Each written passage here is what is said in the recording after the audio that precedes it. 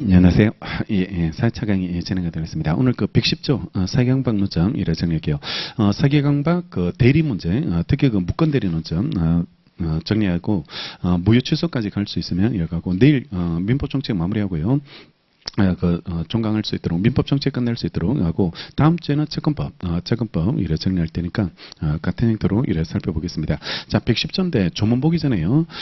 여기는 조문 구조를 조금 읽고 파악하고 이래 가시는 게 좋은데 1항도 있고 2항도 있거든. 2항도 있게 이래 되게 되는데 차이점은 1항은 상대방이 사기강박을 했을 때요. 얘가 사기강박을 상대방한테 얘한테 당했을 때 계약의 상대방 계약의 상대방한테 사기강박을 당했다면 이때는 바로 취소하면 되는데 이 항이 중요한 게 제3자가 사기강박합니다. 그러니까 계약은 병하고 갑하고 계약을 체결해. 병하고 갑하고 계약을 체결하게 되는데 사기나 강박은 여기 계약 당사자가 아닌 다른 사람. 그러니까 우리 어제 의사표시에서 보호되는 제3자 말고는요. 제3자 넣으면 당사자 말고 다른 사람 이렇게 접근하면 됩니다. 당사자 말고 다른 사람으로 이렇게 보시면 되고 계약을 했는 사람 말고 당사자 말고 다른 사람이 제3자가 사기강박했을 때 제3자가 사기강박하면 얘가 어떻게 취소할 수 있는지 문제인데 이걸 바로 취소하면 상대방이 너무 황당해요. 계약의 상대방이 너무 황당한 문제가 이래 발생하게 되니까 이때는 바로 취소권이 인정돼서는 안 되고 상대방이 알았거나 알 수 있었을 때 그러니까 얘가 사기강박 당해서 계약을 하고 있다는 걸 알았거나 알 수 있었을 때 그때만 이래 취소하게 이래 됩니다. 그래서 1항의 사기강박과 2항의 사기강박 이렇게 구분해가지고 정리를 하시는 게 필요합니다. 1항 보시면 사기나 강박의 의사표시는 취소할 수 있도록 되어 있고 2항은 상대방 있는 의사표시 그러니까 제3자 사기강박에서 알았거나 알 수 있는 걸 따질 때는 상대방 있는 의사표시가 되고 우리 왜 상대방 없는 단독행위 있죠? 3개 유재곤이라고 세 가지 있게 되는데 그거는 누가 알았거나 알 수 있는 게 없잖아요. 알았거나 알 수 있는 게 없으니까 그때는 상대방 없는 의사표시는 그냥 1항입니다. 1항에 따라서 처리하시면 되고 2항 상대방 있는 의사표시에 관해서 제3자가 사기나 강박을 했을 때는요. 상대방이 그 사실을 알았거나 알 수 있었을 때 하나요. 그 의사표시를요. 취소할 수 있게 되고 3항은 공통적으로 전항의 의사표시 취소는 선의 제3자에게 대응할 수 없도록 되게 되니까 그 구조를 이렇게 가고 옆에 그 2번에 제3자 기망했을 때 사기강박했을 때 상대방이 알았거나 알 수 있었을 때만 취소할 수 있게 이렇게 되게 되는데 여기 제3자 사기강박에 포함되는 거 포함되지 않는 거 이거 중요하게 이렇게 정리하셔야 되는데 만약에 대리인이 계약의 상대방 여기서는 상대방이 대리행위의 상대방이 되는데요. 대리행위의 상대방한테 얘한테 사기나 강박을 했습니다. 사기나 강박을 했다. 그러면 사기나 강박하면 효과는 무조건 본인이 받게 되니까 상대방은 본인한테 취소하거든. 본인한테 취소하게 이래 되게 되는데 이때 1항에 따라서 취소할까요? 아니면 2항에 따라서 취소할지 그 문제가 일어나게 되는데 이걸 제3자 사기강박으로 볼지 제3자 사기강박으로 그러니까 여기서 제3자 사기강박이 되는지 되지 않는지에 따라서 취소 방법이 달라지거든. 취소 방법이 이래 달라지게 되니까 이걸 제3자 사기강박으로 봐야 될지가 이런 문제 되는데 대리는 본인과 동일시하는 걸로 봐요. 동일시하는 걸로 이래 봐서 이거는 110조 1항에 따라서 그냥 상대방의 사기강박처럼요. 바로 취소하면 되는데 이거하고 구별할 게 은행에서 직원이 있습니다. 피용자가 있는데 피용자가 불법 행위에 저지르면 사용자가 손해배상 책임을 지죠. 사용자 배상 책임을 부담하게 되는데 이것처럼 사용자 배상 책임을 지는 사용자 피용자 관계에 있는 피용자가 고객을 기망해서요. 은행에 저당권을 설정하게 만들었습니다. 저당권을 설정하게 만들었을 때 그럴 때 이때 이걸 제3자 사기강박으로 볼지가 문제되는데 판례는 이거는 제3자로 봐요. 제3자로 보기 때문에 이때는 이 고객이 은행을 상대로 저당권 설정 계약은 은행하고 있으니까 은행을 상대로 취소하려면 반드시 알았거나 알 수 있어야지 이래 된다는 거. 그래서 피용자는 제3자, 대리인은 제3자가 아니다는 거. 간론에 대리인 등 상대방과 동일시할 수 있는 사람은 제3자가 아니고 단순히 상대방의 피용자에 지나지 않는 사람은 제3자로 이래 보게 된다는 거. 그걸 이렇게 가시면 되고, 그 다음에 3번은 아까 상대방 없는 단독 행위는 언제나 취소가 이래 가능하게 되고요. 그 다음에 여기 강박과 관련된 판례인데, 상대방으로부터 내가 강박을 당했다면 그때 이 사람은 강박당해서 협박당하는 거죠. 협박당하는 것은 취소할 수 있게 이래 되게 되는데, 이거하고 이래 구분하셔야 될 게, 강박의 정도가 극심해서 극심해가지고요. 극심해서 이게 굉장히 심했어 이 말이죠. 굉장히 심해서 의사결정의 자유가 박탈되는 경우가 있습니다. 의사결정의 자유가 박탈되는 경우, 이게 무슨 말이냐 그러면, 강박당하는 사람은 공포심에 사로잡혀서 스스로 의사표시를 하게 이래 되는데, 근데 여기는 아예 공포심 자체에 사로잡혀서 자기가 스스로 의사결정한 게 아니고 힘으로 끌려가가지고 강제적으로 막 지정을 찍는다든지 이런 식으로 이렇게 자기 스스로 의사결정을 했다고 이래 볼 수 없는 거, 이런 것들은 그냥 무효입니다. 무효가 이래 되게 되니까, 강박당해서 공포심에 사로잡혀서 의사표시했다면 취소가 되고, 아예 의사결정 자유가 박탈된 상황이면 그때는 무효로 처리하시면 되겠죠. 그래서 강박의 정도가 극심하여 피의자의 의사결정 자유가 박탈될 정도이면 그때는 무효가 이래 되게 되는 것으로 처리하시면 이래 되고, 자, 그 다음에 우리가 대개 사기나 강박을 당하면요, 사기나 강박을 이래 당했을 때, 그때 이 사기나 강박 당하는 게 일반적으로 불법 행위로 평가됩니다. 도둑질 당하는 거하고 마찬가지예요. 도둑을 맞는 거하고 이래 마찬가지인데, 도둑놈이 내 물건을 몰래 가져가는 거랑 속여서 가져가는 거랑 결과는 똑같거든. 결과는 똑같으니까 불법 행위를 당하게 되고, 또 취소하면 이 계약을 취소해버리면 소급무효로 바뀌고, 소급무효로 바뀌면 부당이득 반환관계로 바뀌죠. 부당이득 반환관계로 이렇게 바뀌게 되는데, 항상 하나 이상의 사실이 여러 법규 요건을 충족하면 우리 민법은 원칙적으로 권리는 경합하도록 되어 있습니다. 권리는 경합하도록 되어 있으니까 얘는 이걸 통해서 받아도 되고 이걸 통해서 받아도 돼. 선택해서 받아도 되니까 얘랑 선택해서 행사할 수 있는데, 하나만 더 알아두시면 얘네들이 손해가 공통이거든. 손해가 공통이니까 만약에 100이라는 손해를 입고 있을 때요, 이걸 통해서 받아오든 100이라는 손해를 받아버리면 다른 청구권도 목적 달성됐기 때문에 소멸돼요. 같이 소멸하게 이래 되게 되는데, 이걸 청구했을 때는 불법 행위로 인한 손해배상을 청구하면 얘는 과실상계가 적용됩니다. 우리 나중에 보겠지만 손해배상 책임에서는 얘도 잘못이 있을 수 있으니까, 얘도 잘못이 있다면 그는 과실상계가 과실상계를 당하게 되는 그런 문제가 되는데, 얘를 청구해가지고 만약에 과실상계를 당해서 70밖에 못 받았다면요, 70밖에 못 받았다면 그때는 나머지 30원, 또 이건 아직 100을 다 못 받은 거니까 얘를 통해서 받을 수 있다. 얘를 통해서 이래 받을 수 있게 이래 되게 되니까 권리는 경합하게 이래 된다라고 보고, 불법 행위로 인한 손해배상 청구했을 때와 그 차이점이 과실상계가 차이 난다라고 이래 보시면 되겠죠. 밑에 보면 사기나 강박이 불법행위 요건을 갖추면 선택적으로 행사가 이래 가능해지고, 불법행위 기한 손해배상 청구를 위해서요, 사기 취소할 필요는 없다는 게 이래 팔립니다. 그 간로 안에 판례는 별표 넣어야 되겠네요. 별표.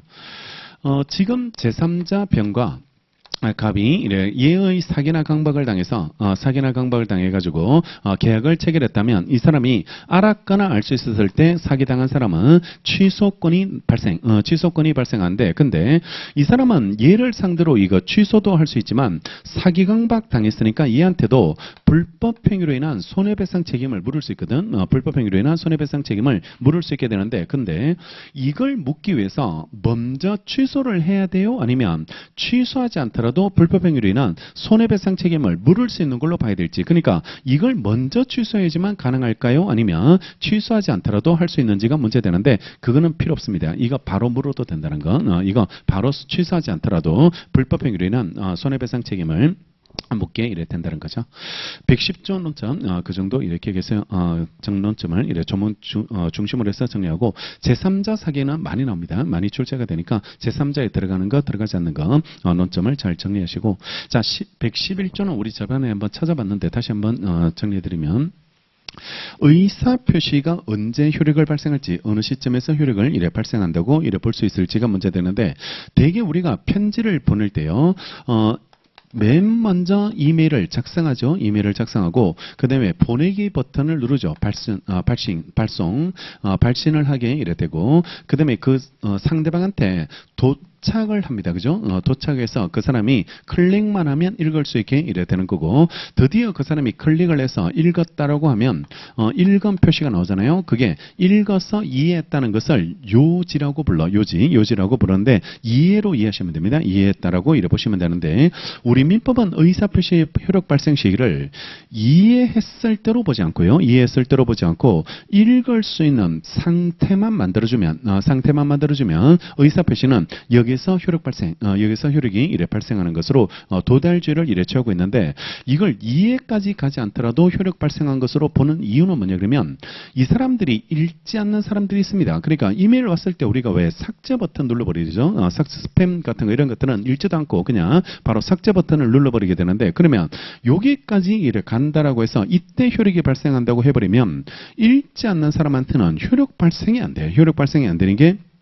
때는 그런 문제가 되니까 네가 읽었던 읽지 않았던 이해했던 이해하지 않았던 그거하고 상관없이 읽을 수 있는 상태만 만들어주면 그때는 효력을 이래 발생하는 것으로 처리되고 이게 원칙인데 다만 예외적으로 우리 민법에서 6개는 예외로 발신주의로 6개는 예외로 이래 발신주의로 해서 제대 인사 격지라고 옆에 정리가 됐고 우리가 2개 봤다 그지? 2개 봤다. 제한능력자의 상대방 최고에 대한 확답이 발신주의였고 또 하나가 사원총회 소집 통지 그 논점이 발신주의로 됐고 오늘 무건들이 다시 나와요. 무건들이 하나 더 이래 나오니까 민총에서 3개 나오고 채권법에서 다시 3개, 3가지가 나올 테니까 그 구조를 반드시 외워놓으시면 되고 도달은 그냥 읽을 수 있는 상태를 말하는 거지 이해한 게 아닙니다. 이해한 게 아니다는 거 도달의 개념 자체를 알아두시면 되고 111조 1항 보시면 상대방 있는 의사표시는 상대방한테 도달한 때 그 효력이 생깁니다. 도달 밑줄에 놓고요.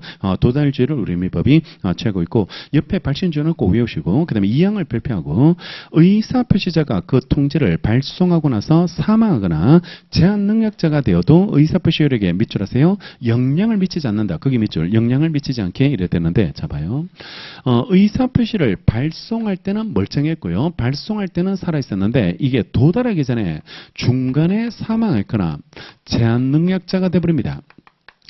제한능력자가 이래 돼버렸고 그 다음에 도착했어요. 그 다음에 도착했을 때 그때 제한능력자가 의사표시하면 취소하고 사망한 사람이 의사표시하면 무효겠지. 무효가 이래 될 텐데 그러면 이 의사표시가 무효나 취소할 수 있는 상태로 바뀔까 이 말이거든. 바뀔지가 문제가 되는데 떠나보낼 때는 멀쩡했고 떠나보낼 때는 살아있었잖아요. 따라서 이거 아무 영향 없다. 아무 영향을 이래 주지 않으니까 따라서 이분이 돌아가셨다면 여기 상속인이 있을 거 아니야. 상속인이 있을 테니까 상속인한테 승낙하면 그대로 계약 체결, 그대로 계약이 이래 체결되니까 아무 영향을 주지 않고 이거는 여기서 나오기보다는 오히려 채권법 문제로 많이 나와. 채권법 문제로 많이 나와서 청약을 발송하고 나서 도달 전에 사망했을 때 무효로 바뀔지 이렇게 나오거든. 무효로 바뀔지 나오는데 아무 영향을 주지 않는다는 거 채권법 문제로 잘 준비해 두시면 되는 거죠.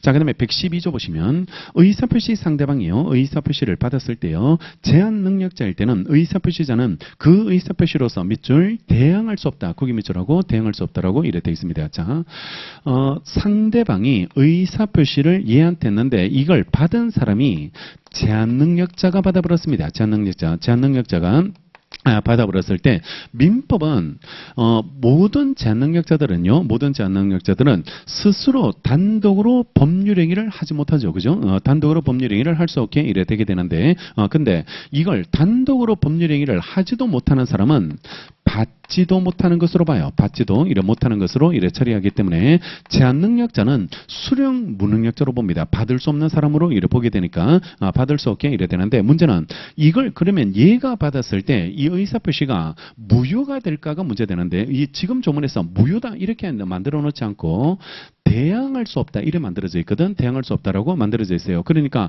대항할 수 없다는 말은 효력 발생을 주장하지 못한다는 말이거든. 따라서 무효는 아니야. 이게 무효는 아니고 그러면 이게 무효가 아니니까 얘네들 쪽에서 효력 발생을 주장하는 거 이거는 얼마든지 얼마든지 이래 가능하게 되니까요. 얼마든지 할 수 있게 이래 만들어 놓고 항상 얘네들은 선택입니다. 얘네들은 선택을 할 수 있도록 자기네들이 유리하면 효력 발생을 주장할 수 있고 자기네들한테 유리하지 않으면 그때는 효력 발생을 이래 주장하지 않을 수 있도록 선택할 수 있도록 돼 있으니까 제한 능력자는 수령 능력이 있고 그러면 이게 대응하려면 효력 발생을 주장하려면 누가 알아야 되냐 그러면 얘가 못 받을 수 없으니까 당연히 법정 대리인이겠지. 법정 대리인이 안 때로부터 대항할 수 있게 됩니다. 옆에 보시면 다만 그 상대방의 법정 대리인이 의사표시가 도달한 사실을 안 후에는 그렇지 않더라고 되어 있죠. 그러니까 법대가 알아버리면 그때부터는 효력 발생을 이래 주장할 수 있게 이래 되니까 법정 대리인이 알았을 때는 대항할 수 있다는 거. 그다음에 마지막 113조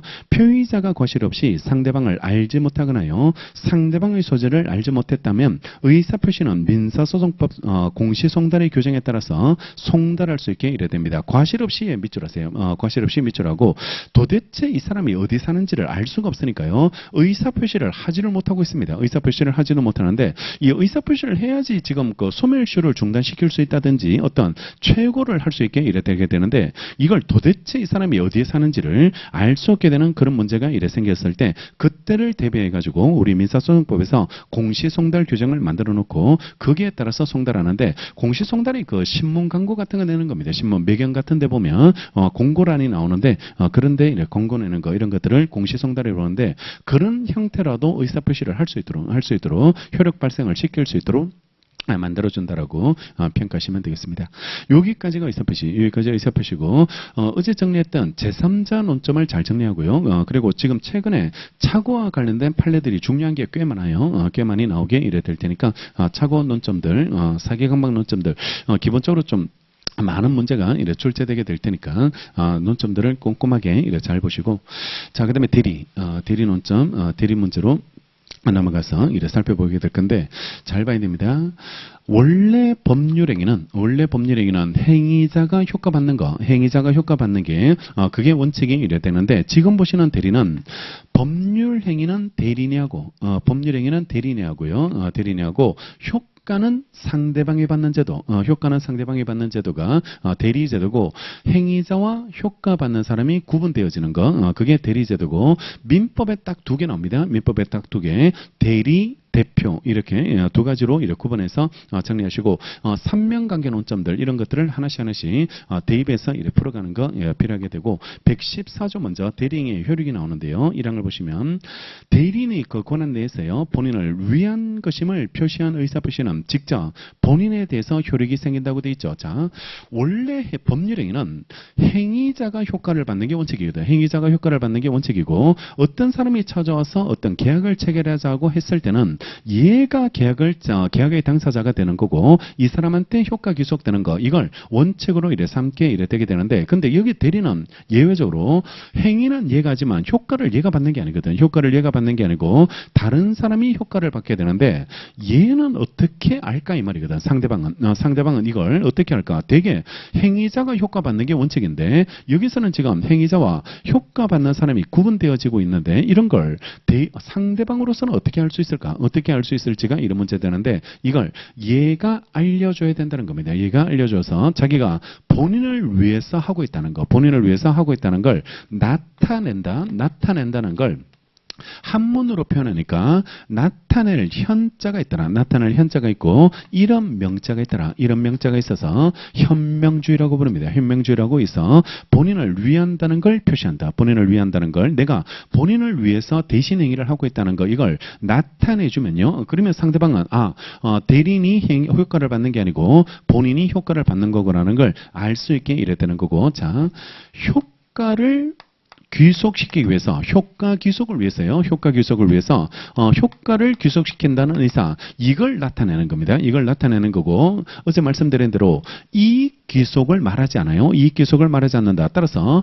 대리인이 행했을 때 효과를 받으면 그 효과는 본인한테 이익될 때도 있고 불이익될 때도 있어. 불이익될 때도 있게 이래야 될 테니까 효과 귀속이기 때문에 어제 대리권 남용되더라도 원칙적으로 이거는 본인이 책임져야 돼요. 본인이 이래 책임을 져야 되니까 좋은 것만 귀속된다 이래 생각하지 않도록, 그러니까 이익 귀속을 말하는 게 아니고 효과 귀속을 말하기 때문에 이런 것들은 다 이익되든 불이익되든 다 받아줘야지 이래 되게 되고. 자, 그 다음에 2항을 보면 전항의 규정은 대리인에게 대한 제3자 의사표시에 준용한다고 되어 있습니다. 지금 2항에서 말하는 것은 대리인에게 대한 제3자 의사표시라고 되어 있는데, 이때 제3자는 본인과 효과 받는 사람과 행위하는 사람 말고 다르고, 따라서 대리 파트에서 제3자 이래 표현하는데, 어제 말했던 법학에서 그 제3자가 아니고 대리 파트에서 제3자는 효과 받는 사람과 행위하는 사람 말고 다른 사람이에요. 그러니까 우리가 상대방으로 부르는 사람들, 상대방으로 부르는 사람이 제3자가 되는 거고, 제3자가 대리인에 대한 의사표시, 그러면 얘가 의사표시를 받고 있죠. 의사표시를 받고 있다. 이걸 수동대리라고 수동대리라고 부르게 되는데, 수동대리도 똑같다. 수동대리도 이래 동일하게 봐서 현명이 필요하다. 현명이 이래 필요하게 해야 되는데, 대신에 수동대리는 얘가 현명해야 되겠죠. 의사표시하는 사람, 의사표시하는 상대방이 현명해서 당신한테 주는 게 아니고 본인한테 전달해달라. 본인한테 전달해달라라고 얘가 상대방이 현명하게 이래 되게 되니까 현명이 필요하게 이래 되고, 현명을 해줘야지 이게 상대방이 누구와 계약을 하고 있는지를 알 수 있게 이래 된다라고 이렇게 가시고, 옆에 그 보면 본인을 위한다는 것은 본인에게 법률 효과 귀속시키는 의사를 말하고 본인의 이익을 위해서라는 걸 아니라는 거. 그 다음 밑에 판례 하나 보면 대리권이 있다는 점에 대한 입증 책임을 누가 할까? 대리권은 입증을 누가 입증하는 게 맞을지가 이런 문제 되는데, 효과 주장자라고 밑줄 해놓고 효과 주장자를 밑줄 하고, 효과 주장자를 다른 말로 바꾸면 상대방입니다. 상대방이 효과가 본인에게 귀속됐다는 거, 이걸 주장하거든. 이걸 주장하니까 이거는 상대방이 주장하게 되는데, 자 봐요.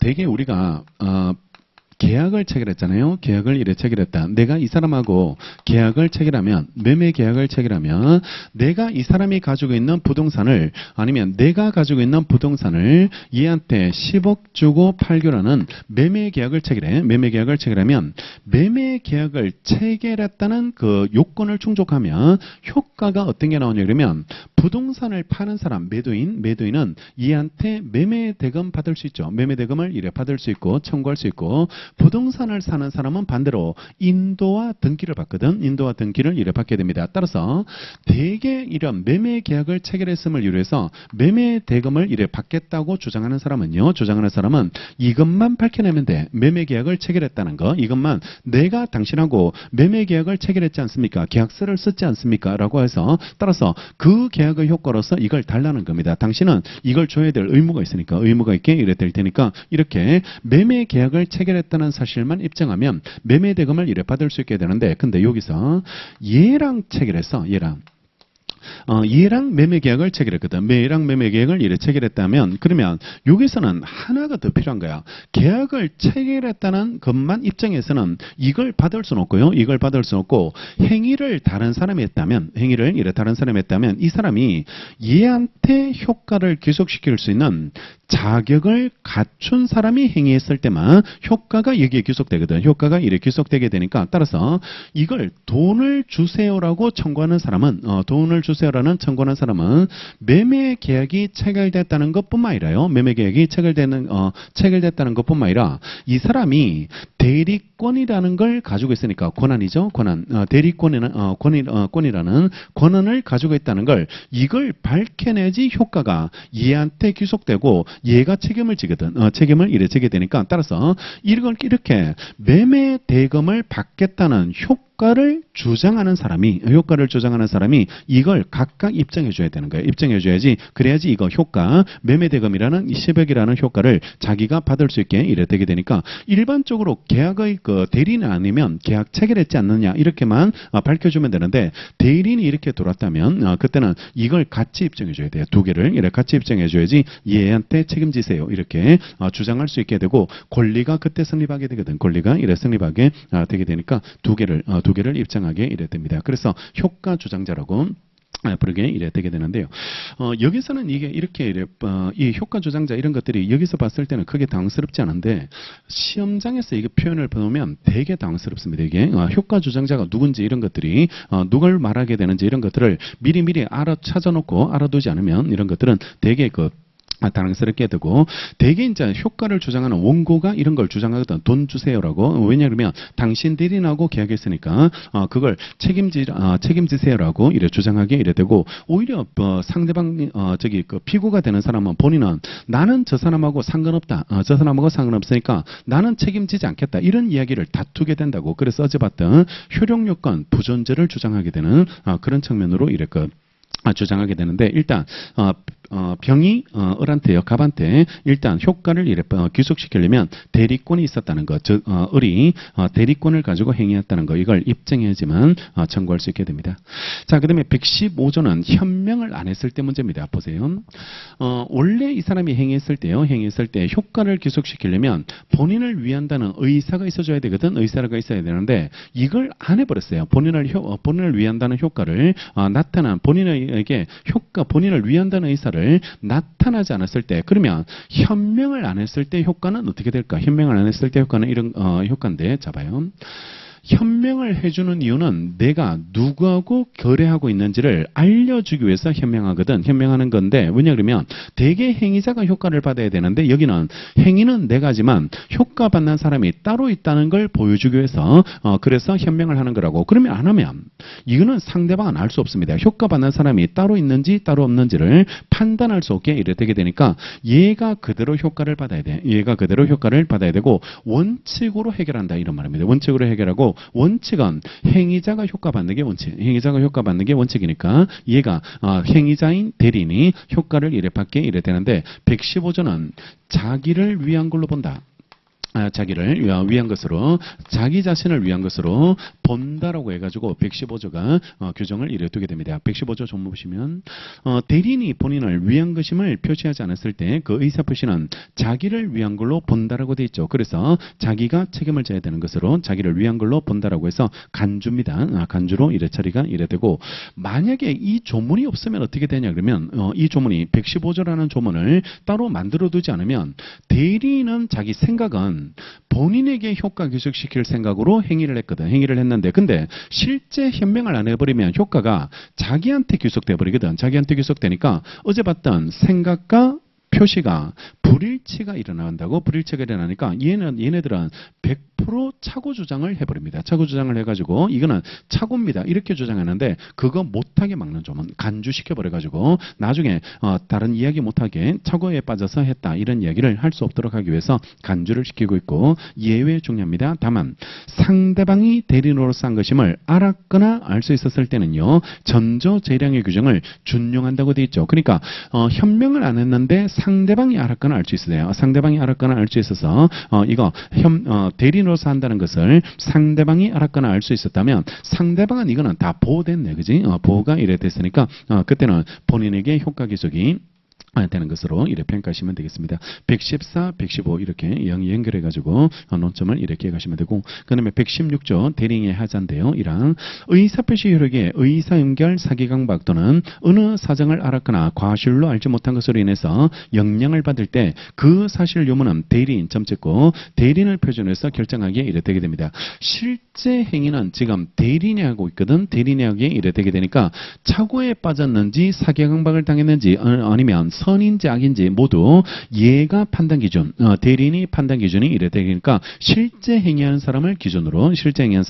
해서 판단을 해줘야지 이래 되는 거고, 실제 행위는 얘가 있기 때문에 판단은 얘를 가지고 하는데 조심해야 될 거, 착오에 빠졌는지 사기강박 당했는지 그 다음에 허위 표시를 했는지 모두 판단은 얘를 가지고 판단하잖아요. 판단하는데 근데 효과는 무조건 본인에게 기속됩니다. 따라서 착오에 빠졌는지 사기강박을 당했는지는 대리인 가지고 따지지만 착오 효과 취소, 사기강박 효과 취소, 그 취소는 얘가 하는 겁니다. 본인에게 하는 거고, 얘는 별도의 허락을 받지 않으면 당연히 취소 못해. 당연히 취소할 수 없으니까 판단은 얘를 가지고 판단하고 효과는 본인에게 얘를 기속되게 되고, 또 하나가 어제 이중매매 정리해드렸는데 이중매매는 매도인이 배임행위에 적극 가담하면 그때는 103조 위반으로서 무효가 이래 되게 되는데, 그때 대리인이 적극 가담해서 배임행위에 적극 가담해서 이중 매매를 했다면 얘한테는 그러한 사정 없어. 본인한테 그런 사정 없다 할지라도 이거는 무조건 무효입니다. 무조건 행위자를 가지고 이래 판단하니까 대리인이 적극 가담했다면요, 본인한테 그런 사정 없다 할지라도 이거는 무효입니다. 무조건 103조 위반으로서 무효로 이래 처리되는데, 딱 하나 예외 어제 받는 거, 얘 가지고 안 따지는 거 어제 하나 봤죠? 대리인 가지고 따지지 않는 딱 하나 예외. 궁박. 경솔 무경험은 대리인 가지고 따지고 궁박은 본인, 이렇게 해가지고 불공정한 법률행위 104조 그게 예외로 이래 처리되고, 나머지는 다 얘를 가지고 대리인을 가지고 판단하게 이래 되게 됩니다. 그게 중요한 거야. 궁박이 되게 중요하게 되니까 불공정한 법률행위 104조가 중요한 쟁점이 이래 되는 거죠. 자, 그 쟁점들 왼쪽 옆에 취지 보시면, 본인에게 착오나요 사기강박 등의 사유가 있다 하더라도 대리인한테 그러한 사유가 없다면 본인은 취소권 조장을 못해. 취소권을 이래 조장할 수 없게 이래 되고, 밑에 주의는 대리인의 하자에서 생기는 효과들 예컨대 무효나 취소는 무조건 본인에게 기속입니다. 본인에게 기속되고 본인이 취소하는 거지, 판단은 대리인 가지고 판단하더라도 취소라는 그 효과는 본인에게 기속되게 되겠죠. 2항 특정한 법률행위를 위임했을 때요, 대리인이 본인의 지시에 쫓아 그 행위를 했을 때는 본인은 자기가 한 사정 또는 과실로 인해서 알지 못한 사정에 관해서 대리인의 부지를 조장하지 못합니다. 이거는 예외적으로 특정한 행위를 본인이 지시했다는 겁니다. 특정한 행위를 본인이 일정한 행위를 지시를 내렸다면 이때는 얘가 다 판단하고 인식하고 지시 내린 걸로 인식하고 지시 내린 걸로 이렇게 보게 되니까, 나중에 어떤 결과에 대해서요, 이 사람은 모르고 했으니까 이 계약은 하자 있는 거 아니냐 이런 이야기 하면 안 돼. 이런 이야기 하면 안 되고, 자기가 특정한 행위를 지시를 내렸다면 자기가 다 판단하고 확인하고 지시한 걸로 이래 봐야 되기 때문에 나중에 대리인 부지를 주장해서는 안 되는 거죠. 자, 됐고, 그 다음 117 대리인은 행위 능력자임을 이래 유하지 않게 이래 됩니다. 제한 능력자들 다 대리인 될 수 있습니다. 대리인 될 수 있고, 또 대리인이 미성년자가 됐음을 이유로 해서 취소하는 거 이런 거 못합니다. 이런 것들은 할 수 없게 되니까 대리인은 행위 능력자임을 유하지 않게 이래 되니까 행위 무능력을 이유로 본인이 취소하는 거 이런 것들은 인정되지 않게 이래 되고, 그 다음에 118조로 가시면 권한을 정하지 않는 대리인은 당 각호 행위만을 할 수 있다고 이래 되는데요. 자, 일반적으로 우리가 대리인을 뽑을 때 일정한 권한 범위를 정해줍니다. 그러니까 나 대신 운동화를 하나 사주세요, 아니면 제 대신 컴퓨터를 하나 사주세요라고 권한 범위를 정하고, 이 사람은 딱 그 일만 하면 돼. 권한 범위에 정한다 운동화를 사온다든지 컴퓨터를 사온다든지 이렇게 그 권한 범위 안에서 행위를 해주면 이래 되는데, 근데 이런 경우도 있어. 권한 범위를 결정 안 하고 권한 범위 어떤 일을 맡길지 정하지 않고 대리권만 먼저 준다. 대리권만 먼저 줘가지고요, 대리권을 먼저 주는 경우가 있게 이래 되는데, 이것처럼 권한 범위가 아직 결정되지 않는 대리인, 권한 범위가 뭘 해야 될지, 운동화를 사야 될지 컴퓨터를 사야 될지 이게 결정되지 않은 대리인은 그때는 최소한 이 정도 행위는 할 수 있는 것으로 118조가 규정을 돼요. 그러니까 이 조문은 권한 범위가 결정되지 않은 대리인한테만 적용되는 조문이고, 만약에 권한 범위가 결정되지 있으면 운동화, 컴퓨터 이렇게 권한 범위가 결정되면 그 사람은 그것만 하면 돼. 그것만 하시면 이래 되는 거고 이게 결정되지 않았을 때 적용되는 조문이라고 이래 보충적 조문으로 기억하시고 전문 보시면 권한을 정하지 않는 대리는 단 각호의 행위만을 할 수 있도록 되어 있는데 1호가 보존 행위고 2호가 대리의 목적인 물건이나 권리의 성질을 변하지 않는 범위에서 이용 또는 개량하는 행위를 할 수 있게 이래 되게 됩니다. 그래서 이걸 보존 행위와 이용 개량 행위라고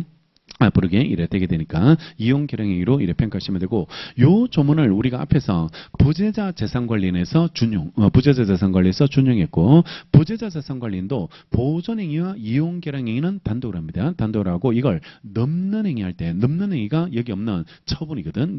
처분이 이래 되게 되니까 처분행위 할 때는 허가받고 해야 된다는 것으로 25조에서 규정을 이래 뒀고 자 그 다음에 조문에 보존행위는 앞에 아무 말이 없어요. 그죠? 보존행위는 앞에 아무 말이 없고 근데 2호가요. 이용 개량행위는 앞에 성질을 변하지 않는 범위에서라고 돼 있죠. 성질을 변하지 않는 범위에서 따라서 보존행위는 무제한적으로 하는 겁니다. 보존행위는 현상 유지를 지키는 거기 때문에 이건 아무 제한 없어요. 아무 제한 없이 무제한적으로 할 수 있는데 이용행위와 개량하는 행위, 이용 행위와 개량하는 행위들 이런 것들은 무제한적으로 할 수 없고 이거는 성질을 변하지 않는 범위, 성질이 변하지 않는 범위에서만요.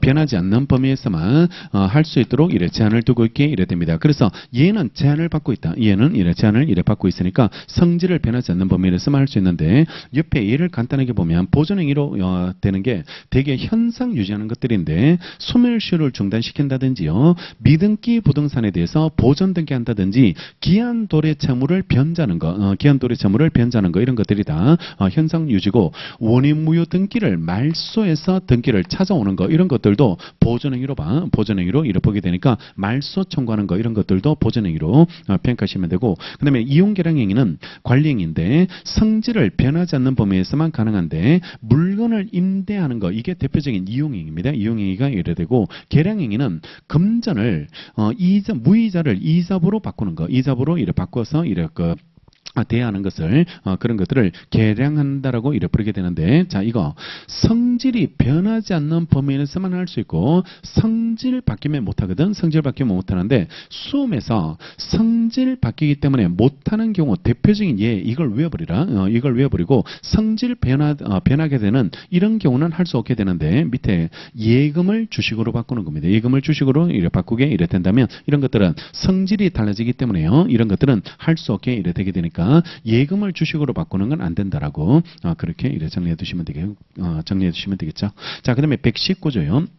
각자 대리가 나오는데 대리인이 수인이 있을 때 각자 본인을 대리한다. 각자 점찍고 각자 본인을 이래 대리하도록 돼서 대리인 여러 명이 있다 할지라도 따로따로입니다. 각자 대리가 원칙이다라고 이렇게 하고 다만 법률 또는 수권행위에 다른 정한 바가 있다 하면 그렇지 않다라고 이래 되고 이거 공동 대리로 제한할 수 있다. 공동 대리로 제한할 수 있고 공동 대리로 묶어버리면 그때는 공동으로 대리하고 공동은 하나 빼놓고는 다 의사결정입니다. 의사결정이니까 공동 대리로 제한돼 있을 때 의사결정을 같이 상의해서 결정해줘야지 이래 되는 것으로 평가하시면 되겠죠. 각자 대리 원칙이고 법인에서 이사가 여러 명 있을 때 각자 대표가 원칙이었어. 각자 대표가 원칙이었으니까 대리도 각자 대리 원칙, 대표도 각자 대표 원칙 이렇게 같은 구조로 이해해서 정리하시면 되고 124조 먼저 볼게요. 124조 보시면 자기계약 쌍방들이 조문인데 조문은 이게 더 중요합니다. 자기계약 쌍방들이 124조가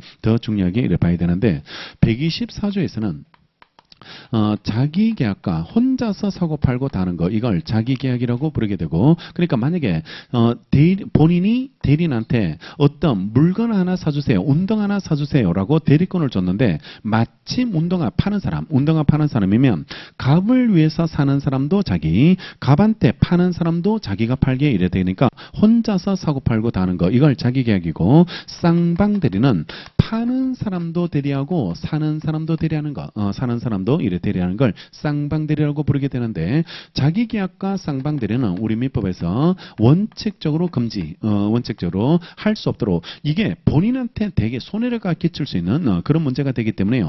본인한테 해로울 수 있기 때문에 원칙적으로 금지하고, 이걸 위반해 버렸을 때, 자기계약과 쌍방대리를 위반해서 행위를 해버렸을 때요, 행위를 하게 되면 우리 판례가 무권대리가 된다고 됩니다. 무권대리로 보겠다는 것이 우리 판례 입장이 이래 되게 되는데, 그냥 무효다 이렇게 말하지 않고 무권대리가 된다고 말하고 있거든. 무권대리가 된다고 말하고 있는데, 그러면 그냥 무효라고 말하지 않고 무권대리가 된다고 말하는 이유는 오늘 알겠지만, 이거는 추인할 수 있는 겁니다. 추인할 수 있게 이래 된다. 그러니까 자기계약과 쌍방대리를 했는데 언제나 이 사람한테 손해가 생기진 않아요. 손해가 생기진 않고, 운동화 파는 사람한테 사달라고 하면 얘가 더 전문가고 좋은 운동화를 나한테 맞는 걸 골라줄 수 있잖아. 골라줄 수 있으니까 그게 나한테 언제나 손해가 되진 않을 테니까, 손해가 되진 않을 테니까 내가 선택할 수 있도록 해줍니다. 선택할 수 있도록 해주고, 굳이 이걸 확정적 무효로 만들 필요는 없으니까 선택할 수 있도록 해준다는 거, 이걸 기억하고 예외. 두 개 외우셔야 되고, 두 개씩 외우셔야 되는데, 첫 번째가요, 본인이 허락하면 가능해요. 이게 본인 보호 때문에 금지하고 있거든. 자기계약과 쌍방대리가 본인 보호 때문에 금지하는데, 본인이 해도 됩니다라고 허락해버리면 그때는 할 수 있는 것으로 이래 처리되고, 또 하나가 채무이행입니다. 채무이행.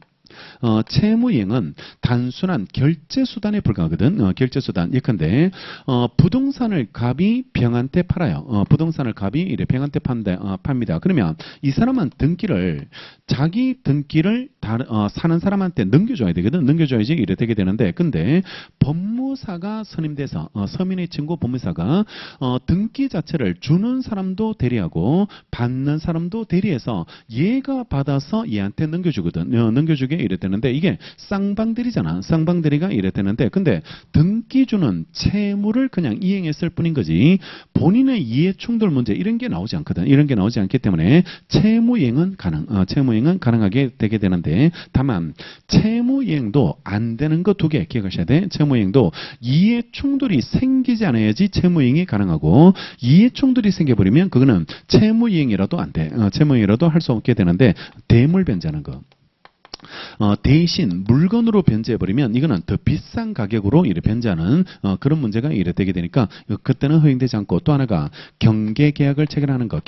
경계는 구채무 소멸시키고 신채무를 발생시키는 거, 이걸 경계라고 이래 부르게 되는데, 다른 걸 주는 게 되는 거, 이런 걸 경계라고 부르거든. 그러니까 이런 것들은 이해충돌 문제가 생길 수 있기 때문에 채무이행이라도 안 돼. 채무이행이라도 할 수 없게 이래 되게 되니까 요 구조를 기억하고, 우리 채무이행이기 때문에 가능한 경우를 우리 앞에서 본 게 잔여 재산 인도, 법인이 청산 단계에 들어가서 남은 재산을 어떻게 처리할지에 대해서 정관의 규정이 있으면 정관에 정한 바에 따라서 처리하게 되는데, 이 법인 정관에 비법인주라고 돼 있거든. 비법인주라고 돼 있는데, A 법인 청산인이 대표 청산인이 갑이었고, 비법인의 대표이사가 갑이었거든. 비법인의 대표이사가 갑이 되는데, 그러면 주는 사람도 대표하고 받는 사람도 대표하니까 쌍방대표로 봐가지고 이거 금지돼야 되는 건 일지가 문제되는데, 이게 대표적인 채무이행이 되니까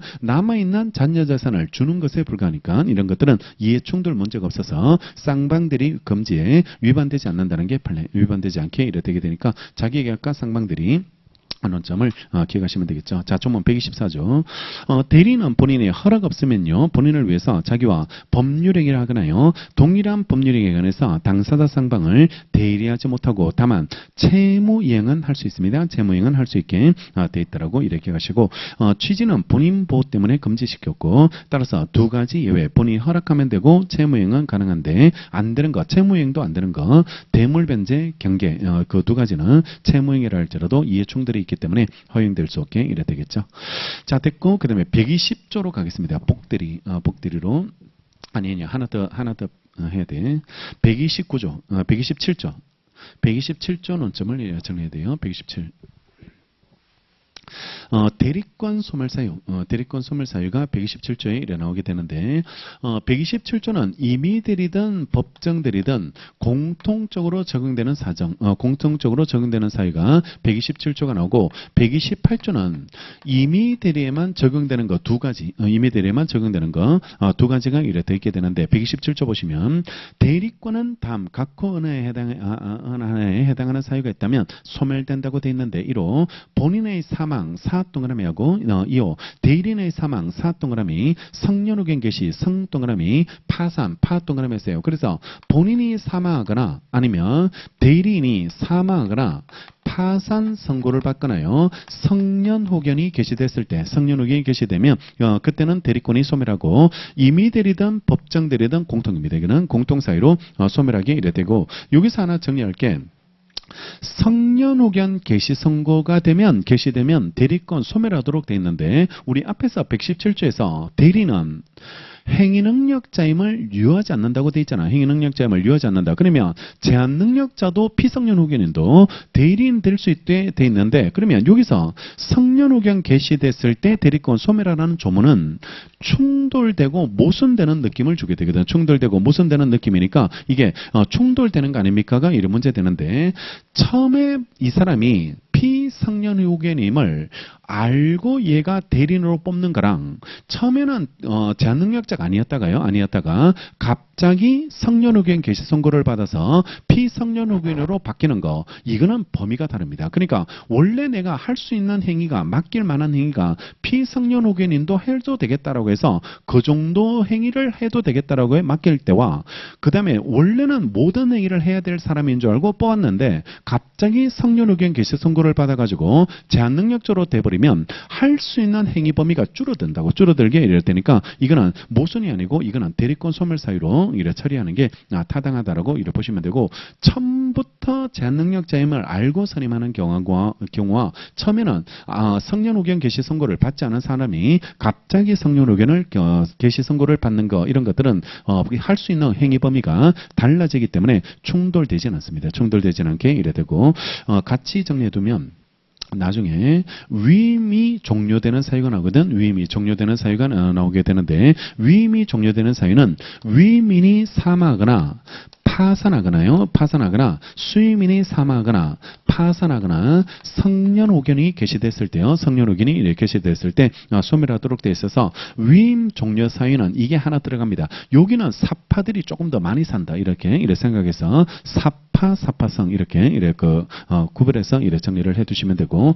그다음에요. 임의대리는 두 가지가 더 나와요. 이 소멸 사유가 두 가지가 더 추가가 이래 되게 되는데, 128조 보시면 법률행위에서 수여된 대리권, 이걸 줄여서 임의대리권입니다. 그러니까 임의대리권은 법률행위로 수여하죠. 대리권을 법률행위로 수여하게 되고, 법률행위에서 수여된 대리권은 전주의 경우 외에요, 그 원인된 법률관계 종료에 따라서 소멸한다고 돼 있고, 법률관계 종료 전에요, 본인이 숙건행위를 처리한 때도 같다라고 돼 있습니다. 그러니까 원인된 법률관계 종료, 원인된 법률관계가 종료하든지, 법률관계가 종료되든지요, 원인된 법률관계가 종료되든지, 그 다음에 숙건행위 철회, 숙건행위를 철회하면, 법률행위 종료 전에 숙건행위를 철회하면 이때도 대리권 소멸, 이때도 대리권이 소멸하도록 되어 있는데, 잡아요.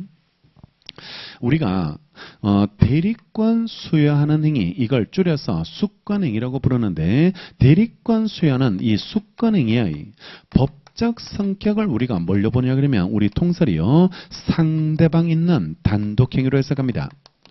상대방 있는 단독행위로 해석해서 계약이 아니고 숙건행위의 법적 성격 자체가 일방적 의사표시로 일어나는 상대방 있는 단독행위로 해석하게 되는데, 그러면 이걸 바로 보면, 야, 길 가는 사람한테 대리인 이렇게 하면, 그러면 걔는 내 대리인 돼버리겠네, 이렇게 얼음땡 하듯이. 그러니까 대리인 이렇게 어깨 치고 가면 대리인 되고, 그러면 길에서 지하철에서 대리인이야 이렇게 하면 그때부터는 내 대리인이 되겠네. 단독행위니까 이게 말이 됩니까라고 생각할 수 있는데, 어제 말씀드린 대로 이걸 줄 때, 대리권 수여할 때 전제되는 계약을 체결한다 그랬죠. 계약을 체결해서 제 대리인에 대해서 체불임금을 받아주시고, 제 대리인에 대리인에 대해서 등기를 대신해 주시고 제 대리인에 대해서 세금 신고를 해주세요라고 해서 어떤 계약을 체결하면서 사무 처리를 맡기는 계약을 체결하면서 동시에 대리권을 주게 되거든. 대리권을 이래 되게 되고 요 계약을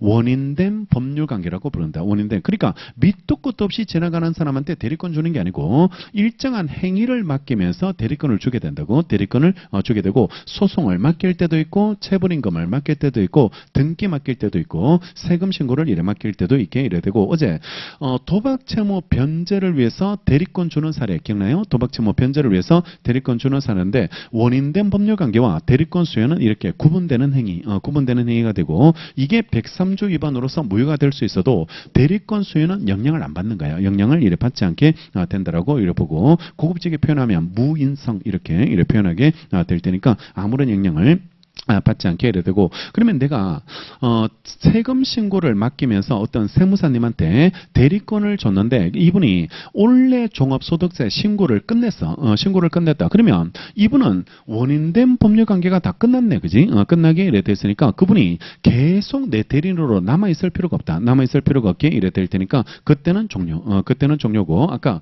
운동화나 사주세요라고 대리권 줬잖아. 운동화나 사주세요. 대리권 줬는데 그분이 운동화를 사왔어요. 그러면 운동화 사왔다면 원인된 법률관계는 끝났잖아요. 끝나기 이래 됐으니까 그때는 대리권 소멸, 대리권이 소멸하고 만약에 운동화 사러 가기 전에 이걸 처리해버릴 수 있습니다. 이거를 이래 처리할 수 있다. 그러니까 운동화 잘 사줄 줄 알고 대리권을 줬는데 이분 신발 보니까 내가 가는 게 나을 것 같아. 그러니까 원인된 법률관계 종료전이라도 그냥 당신은 가지 마시고 제가 갈게요라고 그렇게 말할 수 있게 이래 되니까 수권행위 처리하면 종료 전에도 이래 대리권은 소멸할 수 있습니다.